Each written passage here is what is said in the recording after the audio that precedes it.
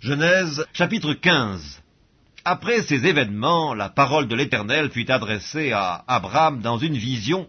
Il dit, « Abraham, ne crains point, je suis ton bouclier et ta récompense sera très grande. » Abraham répondit, « Seigneur Éternel, que me donneras-tu? Je m'en vais sans enfant, et l'héritier de ma maison, c'est Eliezer de Damas. » Et Abraham dit, « Voici, tu ne m'as pas donné de postérité, et celui qui est né dans ma maison sera mon héritier. » Alors la parole de l'Éternel lui fut adressée ainsi, « Ce n'est pas lui qui sera ton héritier, mais c'est celui qui sortira de tes entrailles, qui sera ton héritier. » Et après l'avoir conduit dehors, il dit, « Regarde vers le ciel et compte les étoiles, si tu peux les compter. » Et il lui dit, « Telle sera ta postérité. » Abraham eut confiance en l'Éternel, qui le lui imputa à justice. L'Éternel lui dit encore, « Je suis l'Éternel qui t'ai fait sortir d'Ur en Chaldée pour te donner en possession ce pays. » Abraham répondit, « Seigneur Éternel, à quoi connaîtrai-je que je le posséderai ?»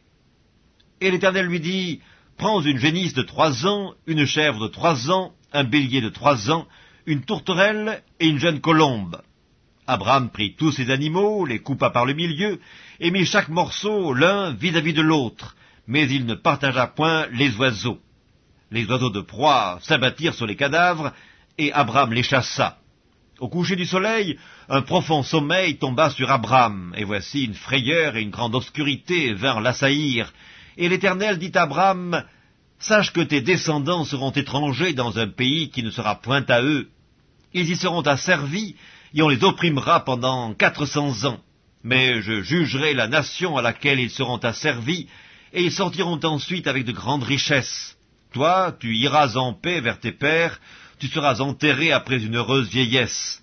À la 4e génération, ils reviendront ici, car l'iniquité des Amoréens n'est pas encore à son comble. » Quand le soleil fut couché, il y eut une obscurité profonde, et voici ce fut une fournaise fumante, et des flammes passèrent entre les animaux partagés.